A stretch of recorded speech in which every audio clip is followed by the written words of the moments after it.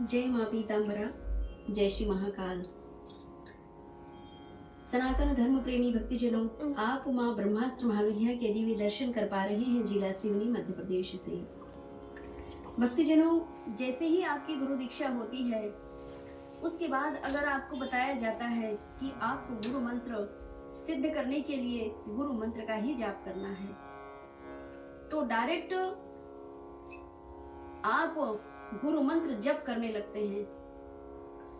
तो सबसे पहले बगलामुखी देवी शक्ति सिद्धपीठ जिला सिवनी मध्य प्रदेश से जब आपकी दीक्षा होती है तो यहाँ से सर्वप्रथम आपको बताया जाता है कि ओम मंत्र का कम से कम 1.25 लाख उच्चारण आपको करना है। दाहिने हाथ में पीली सरसों और काली सरसों लेकर के आपको अपनी आसन को बांध लेना है। इसके बाद अपने गुरु मंत्र का आपको ध्यान करना है।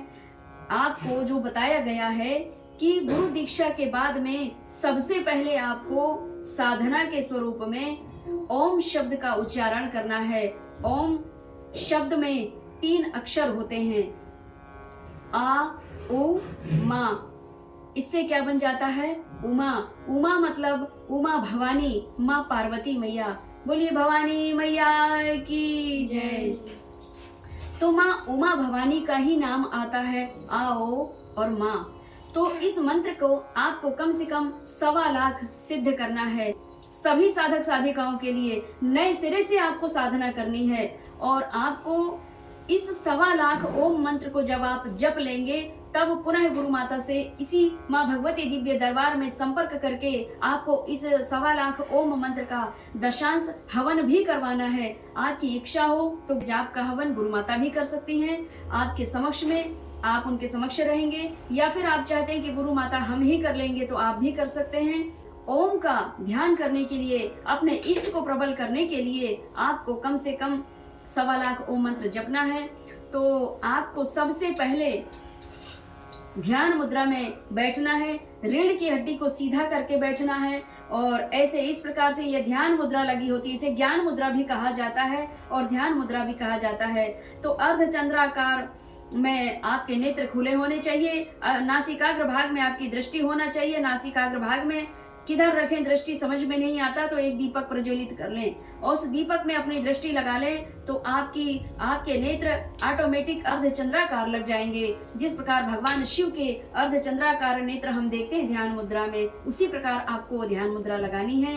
आपको डायरेक्ट आज्ञा चक्र से ध्यान नहीं लगाना है। बहुत सारे साधक साधिकाएं, बहुत सारे भक्त ऐसे हैं जिन्होंने कहा है कि मैया हम तो डायरेक्ट आज्ञा चक्र से ध्यान लगाते हैं। क्या आपको डायरेक्ट आज्ञा चक्र से ध्यान लगाने में भगवती के साक्षात्कार हो जाएंगे? क्या आपके बिगड़े हुए कार्य सफल हो जाएंगे? या तो आपको परमात्मा की प्राप्ति के लिए या तो और पकड़नी पड़ेगी या छोर, बीच से आप कहेंगे कि पकड़ लें तो ऐसा नहीं हो पाता।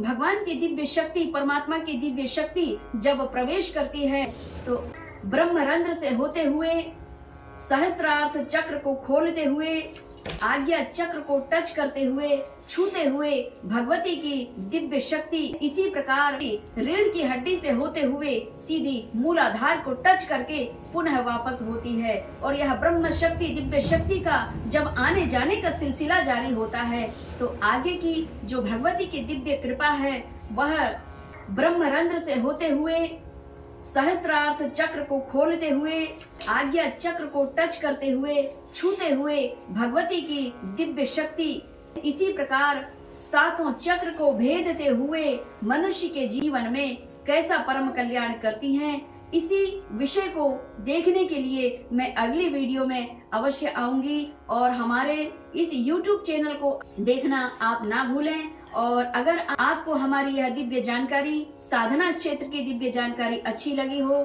तो कृपया हमें कमेंट्स में और बताएं। जहां मेरे वाक्य में आपको त्रुटि लगती है तो मैं अपने वाक्य को सुधारने का प्रयास करूंगी और आपके जो कमेंट्स होंगे उन कमेंट्स के माध्यम से ही मैं साधना पद्धति वीडियो में लेकर अवश्य आऊंगी। हमारे इस देवी ज्ञानेश्वरी गोस्वामी के चैनल को लाइक और सब्सक्राइब अवश्य कर लेवें ताकि भगवती की दिव्य साधना पद्धति आपको प्राप्त होती रहे। आपका जीवन में और आपके परिवार के जीवन में परम कल्याण होता रहे, भगवती ब्रह्मास्त्र की कृपा बरसती रहे। और हमारे चैनल में जो अभी प्रसंग चल रहा है आत्मज्ञान गुरु माँ का, पार्ट बाय पार्ट्स चल रहे हैं। पार्ट नंबर 1, 2, 3 के आगे और चलेंगे, आप देखेंगे अगले भाग में। भगवती की साधना पद्धति जो 9 दिवसीय चलेगी नवरात्र में, इस विषय को देखने के लिए, जानने और समझने के लिए आप हमारे अगले वीडियो में अवश्य आवें। आज के प्रसंग में इतना ही। जय माँ पीताम्बरा, जय जय श्री महाकाल।